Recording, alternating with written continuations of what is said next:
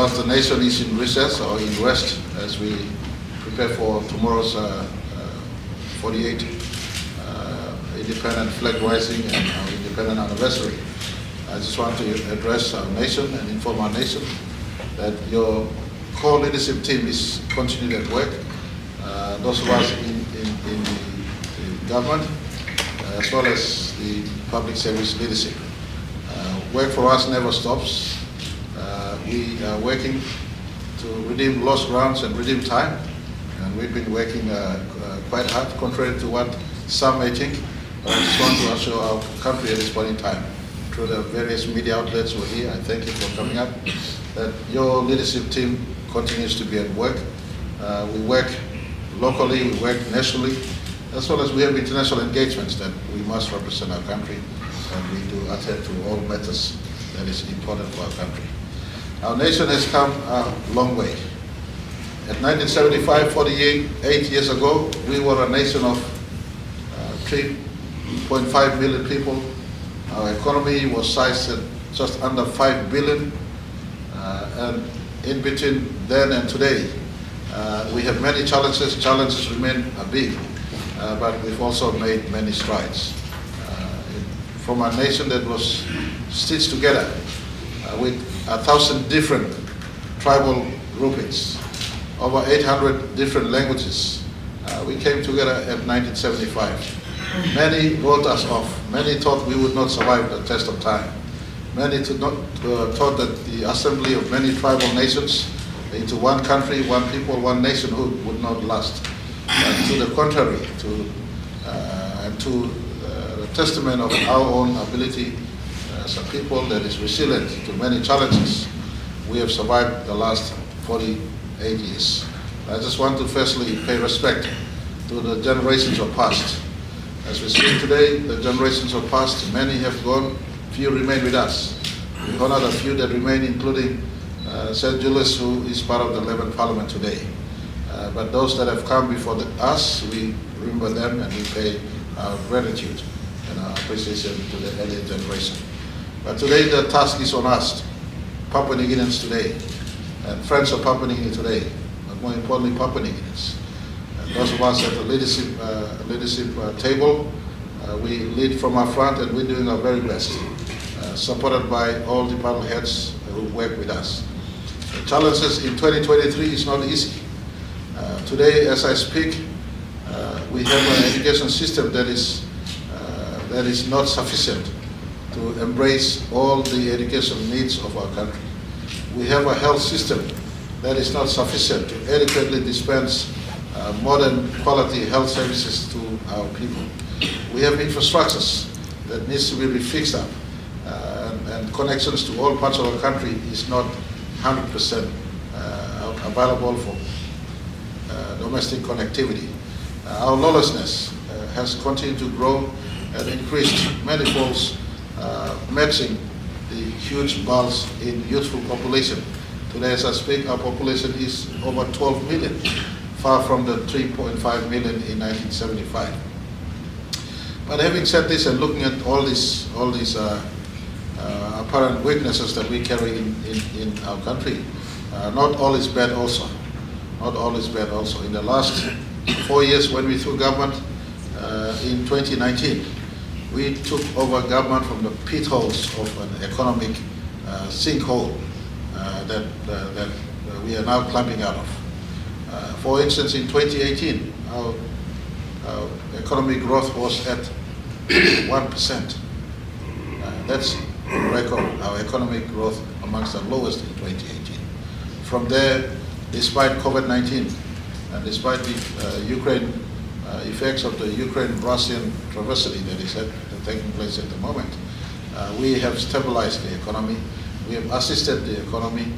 For instance, in this year's budget, we've given relief to over 200,000 Papua New Guineans who earn below 20,000 kina. They don't pay tax. This is relief we're giving. We continue to carry the educational cost of every Papua New Guinean family, including sending 43 students for the first time to study in USA medical schools and other specialized schools that we want Papua New Guineans to embark upon. So the programs we put in place is coming as a result of knowing how we've traveled the last 44, 45, 46, 47 years, knowing our weaknesses, our government combined, led by Pangu Party up front, and some of the false spin in the public space that Pangu Party is broken is totally hogwash and negative. We are solid as ever. At my back is the General Secretary of the party. Deputy Prime Minister is the Deputy Party Leader. We are together as we face 48 years of our nationhood. We are focused on ensuring that we lift the game in delivering to our people what is their due services and their due entitlements as far as development is concerned. So clearly knowing how we've come in the last 44, 45, 46 years before we really took serious government, and more especially coming at the back of our success as a party and a coalition of like-minded parties, assisted by URP, and Sustainable People's First Party, and People's Party, and Governor Pako's party, SDP party, and all the other host of one-man parties we have, and the independents who join us. We focus on ensuring that we do better for our people as we move towards 50th anniversary of our nationhood in 2025, but more importantly, beyond that, into the balance of this decade and onwards. So I just want to give assurance to everyone, so reporting on how we've come in the last 4 years, in the last 48 years, if I could include everything. Today, as we stand, our economy is 113 billion in economy. But that is not enough. Our population has grown, outgrown our economy in terms of economic growth. At 113 billion in economy against 12 million people in a 462,840 square kilometers of land, the challenge is still monumental. And I just want to impress upon everyone as we come to the 48th anniversary of our nationhood, each and every one of us have a task to play. Most of us sitting on this side, we work long hours a day just to ensure that our country is progressing. But I want to reflect back to our citizens. And the number one call in the 48th anniversary is the citizens' role in development.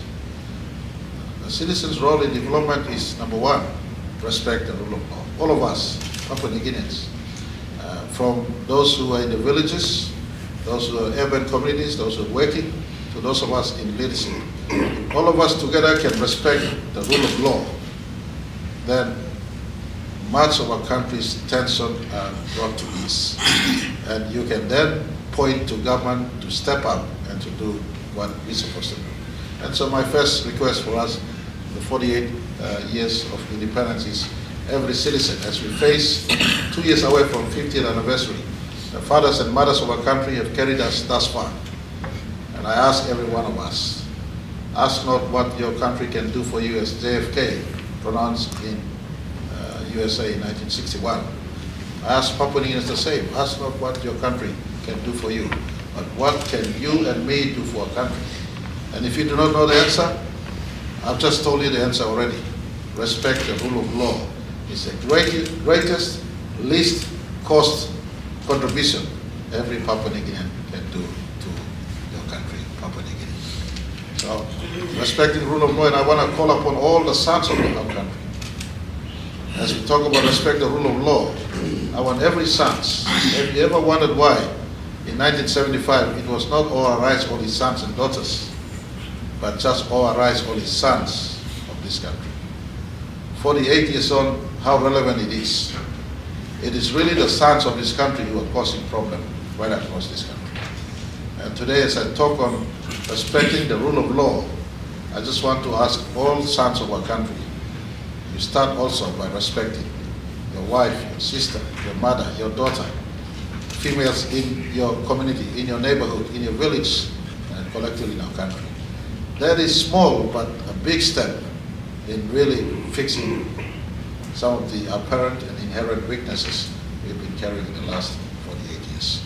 As you take upon this step, and together we take upon this step in respecting the rule of law and respecting the females in our country, then I pledge to you, government will continue on the task we started in the last 4 years. And if you ask me what have we started, I just want to indicate to each and every one of you. Connect PNG, for instance. We've connected more than 2,000 kilometers of road nationwide, including major road rehabilitations. You now drive from Hagen to Leh. It used to take 10 hours before. Today it takes only 5 hours to travel from Hagen to Leh because of a program that Onil government initiated. We paid the counterfund funding. We went the second stage in putting another 1 billion kina into total reconstruction, and we overlaid with another 1 billion kina in the two-way lane bridges from Leh to Hagen. You asked me why Highlands Highway in the first instance. That carries 60% of our country's GDP right now. That is a major focus. Highlands Highway rehabilitated. Rehabilitations of Waterise to Medang taking place as I speak. Rehabilitations of Hiritano Magi Highway taking place as I speak. We now have Connect PNG running from Kimbe to Kokopo as I speak.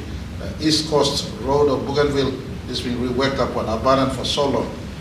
You ask Manusians, today there's a machine penetrating from Lorindal all the way, trying to go to the west coast. And you just go to Telefomin, people of Telefomin are seeing road for the first time. Only 16 kilometers before reaching the headwaters of Sipit has already crossed over the Hiddenberg Wall and is now going to Telefomin for the first time. Finsapen seeing road for the first time.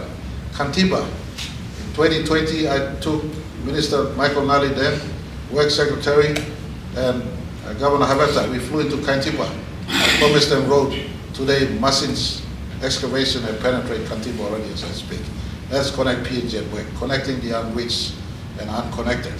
So road infrastructure taking place, port rehabilitation is taking place in 6 of our major ports. Thank you to Australian government who is partnering us. Thank you to ADB who is partnering us. Thank you to Korean Exim who is partnering us in port rehabilitation. I want to thank ADB for the CADI program. We opened up major airport infrastructures that NA government secured in 2008. And so this work, and our government has now initiated the phase 2 of CADI. And this is work we're doing to have PNG modernized in terms of enabling infrastructures to carry the economy. On the education sector, we brought back 84,000 kids back into second chance learning. They're now back into second chance learning through the alternate educational pathway. We put as a result of knowing that population have dropped out of grade 8, grade 10, grade 12 in our society doing nothing. Last 3 years, we brought back 84,000 children who are now into second chance learning through the fourth system, and we are looking at rehabilitating education in totality for a wholesome quality learning. The higher education and lower education is working together to ensure we fix education for the better. And I want to also indicate to you, you have seen the export of 42 students to the best schools in the US. That program we run, the best of grade 12s. We will pick, government sponsor, we will send to the best schools globally to come back as highly trained Papua New Guineans to work to take on the country as they live as citizens of Papua New Guinea. In the health sector, we've started, you've already seen us opening Borang Hospital. Goroka Hospital was already open under the last government. We're carrying on in the program.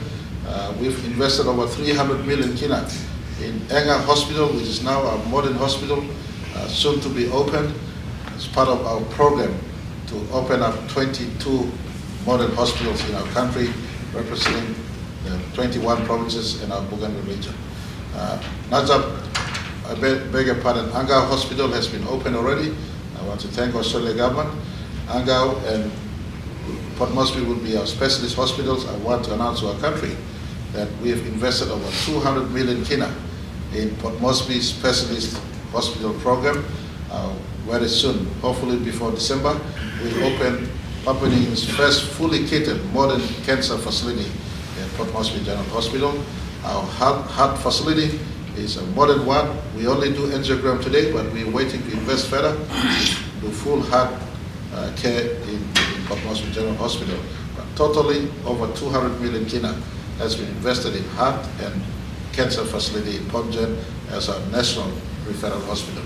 That has been the work we've been doing the last 3 years.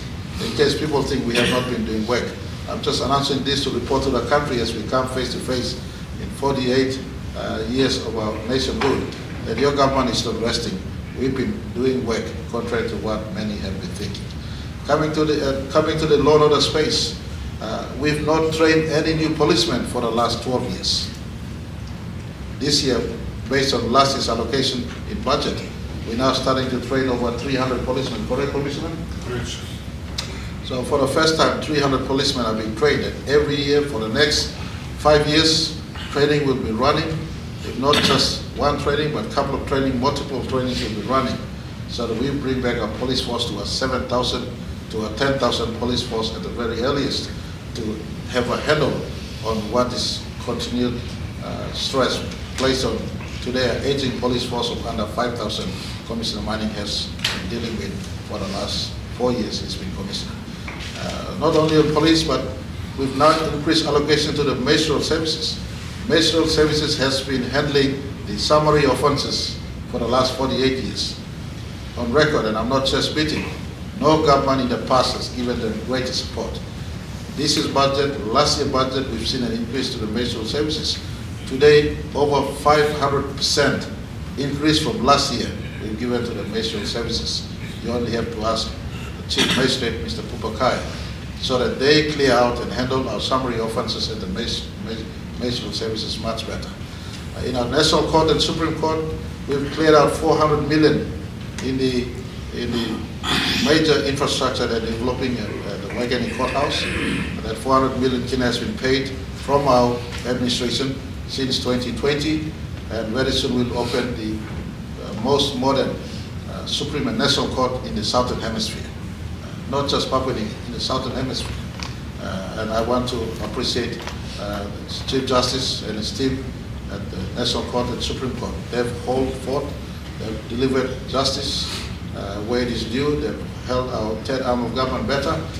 Our national government has complemented their work by ticking off the most modern Supreme Court, National Court premises in the Southern Hemisphere. We will open that very soon next year. We hope His Majesty the King comes for his opening. We've invited him already. His mother came as Queen in 1974. We hope the King accepts our invitation. If he comes for the opening, it's an important statement on the rule of law before our 50th anniversary next year. That will take place next year, but our government has paid over 400 million kina to the contractor that National Court and Supreme Court will be opened. But not just the fiscal infrastructure. We've allowed for 20 more new judges to come in. And we've impressed upon the judiciary that we want overseas judges to come in also. So they're on the lookout for overseas judges to come in, fill in these 20 spaces. And this is all in an effort to ensure the law and justice sector is working, not on a piecemeal basis, but in totality, making interventions in courts and all layers of court, making intervention in police, CIS, and the restructures that are going on in the whole law and justice sector structure we have in our country. I want to also indicate to the nation, many governments of past have talked about fighting corruption. On record, no one has delivered ICAC.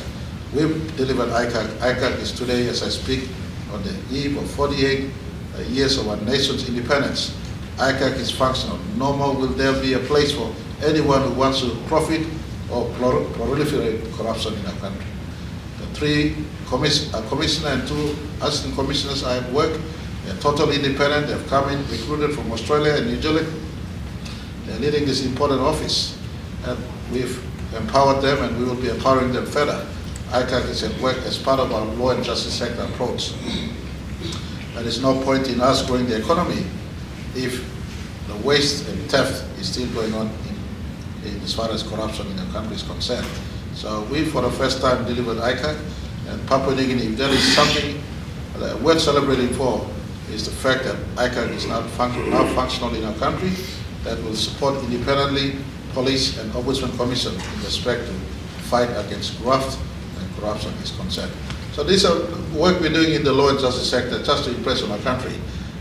People might think that we're just slipping and passing and wasting time. Far from the truth. We're doing many things unbeknown to most of the citizens. And I just thought I'd take this time to inform all of you in this regard. Coming in the economic sector space, outside the most important one in the economic, last 3 years, or 4 years if I could include 2019 and this year, our team have grown the economy by 33 billion kina, period. 33 billion kina. The last administration of Mr. Olin have grown the economy by 35 billion kina in 8 good years. And I just don't need to go back into the past. Those of you who are educated enough and economists, do your research on how economy have grown before 2012. And you would see how this government has taken economy and economic advancement as a core focus. Because when the economy is bigger, the country has enough money to finance all our development aspirations.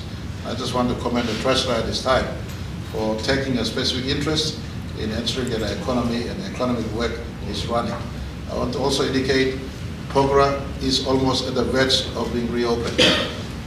As part of our economic conversation, we only few statutory requirements away from being opened, and that is the mine development contract and the SML issuance to the new Pogra Limited. The environmental permit has been issued already, and we're just a few steps away from being opened.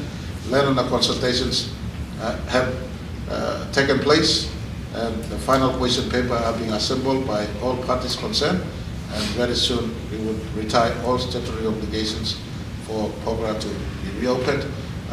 We've given an impression for September 16. Those are milestone dates I set to get everybody else ready. If I don't set milestone dates, unfortunately we carry a big weakness in our system. Everyone gets off and wants something that can be done in a day, they take a month to do. I, as Prime Minister, set milestone dates to push everyone to get behind doing things. Pogra is just a few more statutory requirement steps away from being opened. Both parties owners of the new company, 51% Kumul Mineral and 49% Barrick Limited, in total agreement as we pursue the final steps to reopen Pogra. I want to also indicate that Papua LNG is on target for FID at the end of first quarter next year. I want to also indicate to the country, Pinang LNG construction will take place after Papua LNG construction finishes in 2027 for first gas in 2027 for Papua. I want to also indicate to the country, ExxonMobil has advised me there's an exciting find happening in the southern fault belt of our country's Gulf of Papua. That fault belt find can be anywhere between a P1 reserve to a P3 reserve. It's an exciting prospect that is emerging. We also advancing on Wafi-Golpu consultations taking place before the end of this year. Full maturity in Wafi-Golpu would have taken place. These 5 or 6 major projects, in my view, underpin next 13 years of our economic growth. And we're moving into a time when the economy will grow like never before. I want to give assurance to our country. Whilst the big picture economy is growing, Papua New Guineans must optimize use of our government's policy, especially policy on SME. The last 3 years, we've put money into BSP and NDB. And I want to give assurances and speak on NDB and BSP. Whilst the accessibility and the criteria may be high and our government is reviewing the possibility of even making further concessional and easier borrowing, I want to encourage Papua New Guineans. Facilities are being placed. Don't just waste time in Facebook, social media, become specialists in think tanks or empty tanks or whatsoever. Just get behind getting your hands dirty. Go back to where you can, especially utilizing God-given land, assets, forests, sea we have in our country. If you're educated enough, it's 48 years of anniversary. I just want Papuanians who are educated, think about what business you can do in your country. The government can work to generate the big projects, and that is a windfall that will come into a basket in our economy. But if we don't have SMEs, small, medium, and large-scale Papua New Guinea enterprises to entrap these gains in the next 13 years, I'm sorry, but these gains will grow fit and they will be exported elsewhere and growing other GDPs than not our GDP. And so I just want to encourage Papuanians as I speak today. I can't bring to a conclusion. Your government is fully at work. Administratively, we are at work. I just want every citizen in our country respect the rule of law, economy is growing, participate in business, look after your girls, students go to school. Those who have left school, we are working on a program to bring you back into contact with government and contact with in the formal economy. Keep a lookout for this program that we will announce very, very soon. Papua New Guinea, who are working also, the Lands Minister, when he comes back from attending our United Nations session that he's attending on our behalf, we will announce a program for land and housing to every Papuan who are working, whether you're private sector or public service employee, whether you're a small at the lower structure of the public service or private sector, or you're at the higher department head level, that's not matter. Every Papuan who are working, Lands Department will soon announce a program that we have started this year with the allocation of 150 million kina in budget to get new state land and clear up state land. We want to give house and land program to Papuans who are working in our country, and keep a lookout for the Lands Minister's announcement as he comes back from his tour of duty at the United Nations. I just want to conclude by saying tomorrow is Sabbath for me. I am a believer and a practitioner of keeping Sabbath holy, and so I will not be taking the Independence Hill tomorrow. Rather, myself and Deputy Prime Minister have conferred to allow for our Treasurer, who will be reading my national address at the Independence Hill tomorrow morning, but the whole of government machinery will be up there to give support to the Treasurer as he addresses our nations tomorrow morning. And last but not truly, your Pango Party is in take. We're calling a national convention. General Secretary, when is the national convention? 22nd, 23rd next month, October. 22nd, 23rd next month in Leh. Our national convention, as required by our party constitution, will take place in Leh. That is where the major decisions of the party will be taking place.